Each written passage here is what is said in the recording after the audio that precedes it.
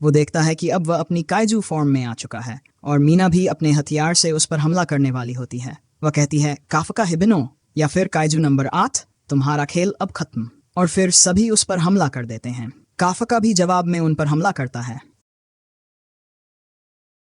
Finally guys, जिस anime के season 2 का हम सभी को बेसब्री से इंतजार था, वो अब आखिरकार रिलीज हो चुका है। जी हाँ, मैं बात कर रहा हूँ काइजू नंबर 8 की। और अब जब इसका सीजन 2 आ ही चुका है, तो इस वीडियो में मैं आपको इसके पहले एपिसोड की पूरी कहानी एकदम विस्तार से समझाने वाला हूँ। और अगर आप में से किसी ने इसका सीजन 1 अभी तक नहीं देखा है, तो नीचे कमेंट में ज़रूर बताइए। मैं जल्द ही उसका एक फुल रिकैप वीडियो भी लेकर आ जाऊँगा। तो अब बिना एक भी सेकंड बर्बाद किए चलिए शुरू करते हैं एपिसोड नंबर 1। एपिसोड की शुरुआत होती है एक छोटे से फ्लैशबैक से, जहां हम देखते हैं काफका और मीना को जब वे दोनों बच्चे थे और कहीं भागते हुए जा रहे होते हैं। और तभी अचानक काइजू का हमला हो जाता है, जिसकी वजह से आसपास की सारी जगह तबाह होने लगती है। ये सब देखकर मीना बहुत ज्यादा डर जाती है और काफका उसे कहता है, तुम बिल्कुल मत डरना, सब कुछ ठीक हो जाएगा। इसी दौरान डिफेंस फोर्स की कई गाड़ियां वहां पहुंच जाती हैं उस काइजू से लड़ने के लिए। और तभी एक इमारत का मलबा काफका और मीना पर गिर जाता है, जिससे ये दोनों एक दूसरे से बिछड़ जाते हैं। काफका मीना को ढूंढने लगता है, लेकिन तभी वह देखता है कि डिफेंस फोर्स के सभी सैनिक उसकी ओर बंदूकें ताने खड़े हैं और वहां पर उसकी क्लीनिंग डिवीजन की टीम भी मौजूद होती है। वो देखता है कि अब वह अपनी काइजू फॉर्म में आ चुका है और मीना भी अपने हथियार से उस पर हमला करने वाली होती है। वह कहती है, काफका हिबिनो, या फिर काइजू नंबर 8, तुम्हारा खेल अब खत्म। और फिर सभी उस पर हमला कर देते हैं। काफका भी जवाब में उन पर हमला करता है, लेकिन तभी उसकी आंख खुल जाती है और हमें पता चलता है कि ये सब बस उसका एक सपना था। इसके बाद हमें 3rd डिवीजन का सीन दिखाया जाता है, जहां हर तरफ तबाही मची हुई है। जिन्होंने भी इसका पहला सीजन देखा है, उन्हें तो मालूम ही होगा कि ये तबाही कैसे हुई थी। वहीं मीना आश्र भी इस तबाह जगह पर मौजूद होती है और साथ ही वहां पर वाइस कैप्टन होशिना भी आता है। वो मीना से कहता है, यहाँ की हालत बेहद गंभीर है, इस जगह को ठीक होने में काफी वक्त लग सकता है। साथ ही वह उसे काफका के बारे में भी बताता है। 5 दिन से ज्यादा हो चुके हैं काफका पर निर्णय लिए हुए, लेकिन आज तक किसी को ये नहीं पता कि वहाँ है और उसके साथ क्या हुआ। मुझे तो ऐसा लगता है कि शायद अभी भी वह किसी सेल में कैद है। इसके बाद हम देखते हैं इहारू और रेनो इचिका को, जहाँ ये दोनों ही एक नई यूनिट को ज्वाइन करने के लिए जा रहे होते हैं। और जैसा कि हम सभी को सीजन 1 के आखिरी एपिसोड में पता चला था, 3rd डिवीजन के जितने भी सदस्य हैं उन्हें अलग अलग यूनिट्स में ट्रांसफर किया जा रहा है। और आज इन दोनों का पहला दिन होता है अपनी नई यूनिट में। इहारू रेनो से कहता है, पता नहीं क्या काफका सर डिफेंस फोर्स में वापस आने के बाद एक नॉर्मल मेंबर की तरह काम कर भी पाएंगे या नहीं। इस पर रेनो मुस्कुराता है और कहता है, मुझे याद है जब काफका पहली बार काइजू बना था तो उसने मुझसे एक मासूम सा सवाल पूछा था कि अब मेरा क्या होगा, क्या मैं अपने इस काइजू वाले चेहरे के साथ डिफेंस फोर्स को ज्वाइन कर भी पाऊंगा या नहीं। यह सुनकर इहारू भी हंसने लगता है और रेनो कहता है, वो जरूर वापस आएगा, चाहे उसके लिए उसे अपनी जान ही क्यों न देनी पड़े। इसके बाद हमें डिफेंस फोर्स की 4th डिवीजन का सीन दिखाया जाता है, यानी कि मासुमोटो बेस। यही वो जगह होती है जहां ये दोनों आज से अपनी ड्यूटी शुरू करने वाले होते हैं। रेनो यहाँ कह रहा होता है, मुझे अब और भी ज्यादा ताकतवर बनना होगा ताकि अगली बार काफका सर को मुझे बचाने के लिए काइजू न बनना पड़े। इसी के साथ हमें हारो शोबिया भी दिखाई देती है, जो 1st डिवीजन को ज्वाइन करने आई होती है। वह भी वहीं बैठी सोच रही होती है, मुझे भी खुद को इतना ज्यादा स्ट्रांग बनाना होगा कि काफका को मुझे प्रोटेक्ट करने के लिए फिर कभी काइजू न बनना पड़े। इसके बाद 1st डिवीजन के वाइस कैप्टन एजी हैगावा वहां आता है और एहारो को कैप्टन के ऑफिस ले जाने लगता है। किकोरू मन ही मन सोच रही होती है, 1st डिवीजन एक बेहद पावरफुल डिवीजन है। यहाँ तक कि जब मैं अमेरिका में थी तब भी ये डिवीजन वहाँ काफी फेमस था, तो ये जगह मेरे लिए सबसे बेस्ट होने वाली है अपनी स्किल्स को और भी ज्यादा इम्प्रूव करने के लिए।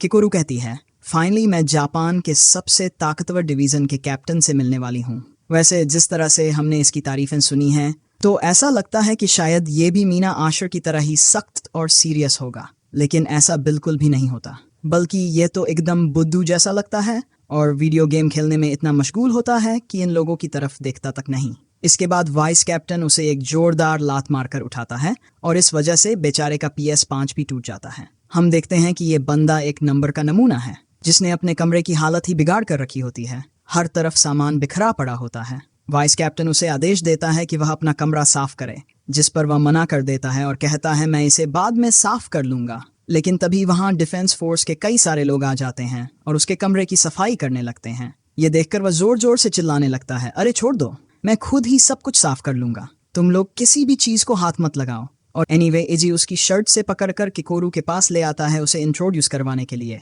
वह कहता है, ये है हमारे कैप्टन और इनका नाम है नारोमी। इसके बाद नारोमी भी किकोरू से कहता है, अच्छा तो तुम हो उस साव की बेटी जिसके बारे में सब लोग बातें करते हैं। इसके जवाब में किकोरू खुद को इंट्रोड्यूस करवाती है, लेकिन तभी अचानक वहां काइजू अलर्ट बजना शुरू हो जाता है, यानी कि कहीं आसपास ही काइजू का हमला हुआ है। इसके बाद फर्स्ट डिवीजन के सभी लोग काइजू को खत्म करने के लिए निकल पड़ते हैं। हम देखते हैं कि ये एक बेहद बड़ा काइजू होता है जो समंदर से बाहर आता है और इसका लुक एकदम गॉडजिला जैसा लगता है। तो सभी लोग इस पर अपने टैंक्स और मिसाइल्स वगैरह से हमला करते हैं ताकि इसे सिटी से दूर रखा जा सके, और सीधी रफ्तार में सिटी की ओर बढ़ने लगता है। इस वजह से एक पुल भी टूट जाता है और इसलिए नारुमी अपनी टीम से प्लान को बदलने के लिए कहता है। अब उनकी रणनीति साफ है, वो सब लोग इस पर अपनी पूरी ताकत से हमला करेंगे ताकि ये काइजू सिटी की तरफ न बढ़ सके। और फिर से सभी लोग इस पर हमला करना शुरू कर देते हैं। हर कोई अपनी पूरी ताकत से वार कर रहा होता है और ये देखकर किरो भी काफी ज्यादा हैरान रह जाती है, क्योंकि ये सभी अपनी सूट की 40% पावर का इस्तेमाल कर रहे होते हैं, जो कि अपने आप में ही एक बहुत बड़ी बात है। इसी वजह से वो लोग इस काइजू को सिटी से दूर रखने में काफी हद तक सफल भी हो पाते हैं। इसके बाद नारुमी खुद इस काइजू पर अटैक करने के लिए आगे बढ़ता है। तभी किकोरू से कहता है, मुझे मैनर्स, सफाई, मेहनत या फिर ग्रेसी चीज़ों से कोई मतलब नहीं है, मुझे बस एक ही चीज़ से फ़र्क पड़ता है। और इतना कहकर वो सीधे हेलीकॉप्टर से नीचे कूद जाता है। अपने एक बेहद भारी हथियार से वो सीधा काइजू के ऊपर हमला करता है और सिर्फ एक ही वार से वो काइजू फट जाता है। उसके खून की बारिश चारों तरफ होने लगती है। और इसके बाद नारुमी कहता है, मुझे सिर्फ एक ही चीज़ से मतलब है और वो है ताकत। ये सुनकर कीरो भी बेहद एक्साइटेड हो जाती है। अब अगले सीन में हम देखते हैं नारुमी अपने आज के मिशन की न्यूज़ देख रहा होता है, लेकिन उसे स्क्रीन पर जो सबसे बड़ी तस्वीर दिखाई देती है वो उसकी नहीं बल्कि मीना की होती है। ये देखकर वो जलन से भर जाता है और कहता है, ये सब क्या है? मैंने इतना बड़ा काइजू हराया, लेकिन फिर भी हर जगह बस मीना की ही तस्वीरें हैं। ऐसा लग रहा है जैसे उस काइजू को मैंने नहीं, इसने मारा हो। इसे देखकर किगोरू कहती है, ये तो एक नंबर का नमूना है। जापान का सबसे ताकतवर इंसान होने के बाद भी अपना नाम न्यूज़ में ढूंढ रहा है। तभी नारुमी का फोन बजने लगता है, लेकिन वो उसे पूरी तरह इग्नोर कर देता है। कीरो पूछती है, तुम फोन क्यों नहीं उठा रहे हो? नारुमी जवाब देता है, ये उसी का कॉल होगा और वो मुझे फिर से किसी मीटिंग में बुला रहा होगा जो मुझे बिल्कुल पसंद नहीं है। मैं क्यों अपना समय इन फिजूल की मीटिंग्स में बर्बाद करूं? लेकिन तभी एजी वहां आ जाता है और नारुमी को एक जोरदार लात मारता है। उसे खींचते हुए साथ ले जाता है और कहता है, ये मीटिंग काइजू नंबर 8 के बारे में है और तुझे इसमें शामिल होना ही होगा। इसके बाद सीन शिफ्ट होता है। हम काफका को देखते हैं जो अब भी एक सेल में बंद है। वह बेचैनी से कहता है, अब तक 5 दिन से ज्यादा बीत चुके हैं और मैं अब तक कुछ भी नहीं कर पाया। तभी डिफेंस फोर्स के कुछ मेंबर्स वहां पहुंचते हैं और काफका को डायरेक्टर ईसाओ के रूम की ओर ले जाते हैं। वहां पहले से नीको भी मौजूद थे।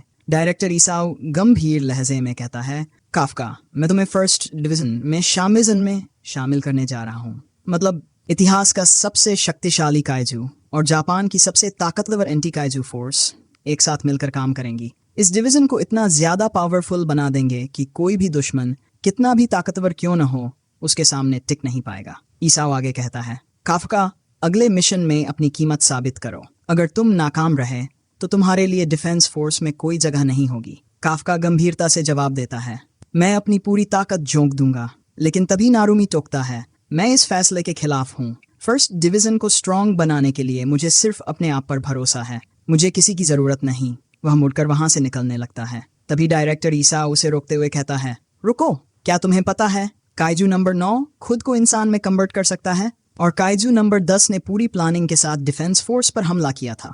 मतलब अब काइजू बदल रहे हैं, इवॉल्व हो रहे हैं। अगर हमने खुद को बेहतर नहीं बनाया तो वे हमें कुचल देंगे। ये सुनकर नारुमी कहता है, तो आप अभी भी मुझ पर भरोसा नहीं करते? ठीक है, फिर आप इस काइजू नंबर 8 को ही मेरे लिए एक वेपन बना दीजिए, फिर कोई भी मुझे नहीं हरा पाएगा। इस पर काफका गंभीरता से कहता है, कैप्टन नारुमी, मुझे माफ करना, लेकिन मैं अभी मर नहीं सकता क्योंकि मुझे उन सभी लोगों से किए गए वादे पूरे करने हैं जिन्होंने मुझ पर विश्वास किया है। नारुमी ठंडे लहजे में कहता है, मुझे न तो तेरे जज्बातों से कोई लेना देना है और न ही तेरे वादों से। मुझे बस तेरी असली ताकत और नतीजे चाहिए, और अगर फिर कभी तू आउट ऑफ कंट्रोल हुआ तो मैं तुम्हें अपने हाथों से खत्म कर दूंगा। फिर तेरे शरीर से बना हथियार मैं खुद इस्तेमाल करूंगा। यह कहकर वह वहां से चला जाता है। कुछ पल बाद हम शहर के दृश्य में आते हैं। अचानक जमीन थरथराने लगती है, एक भयानक भूकंप आता है, धरती फटने लगती है और यहीं पर यह धमाकेदार एपिसोड समाप्त हो जाता है। अगर आपको ये एपिसोड पसंद आया हो तो वीडियो को लाइक करें और अपने दोस्तों के साथ शेयर करना न भूलें। इस तरह की और शानदार एनिमे कहानियों के लिए चैनल को सब्सक्राइब करें और बेल आइकन दबाएं ताकि अगली वीडियो की नोटिफिकेशन सबसे पहले आपको मिले। आपका कीमती समय देने के लिए धन्यवाद। मिलते हैं अगली वीडियो में।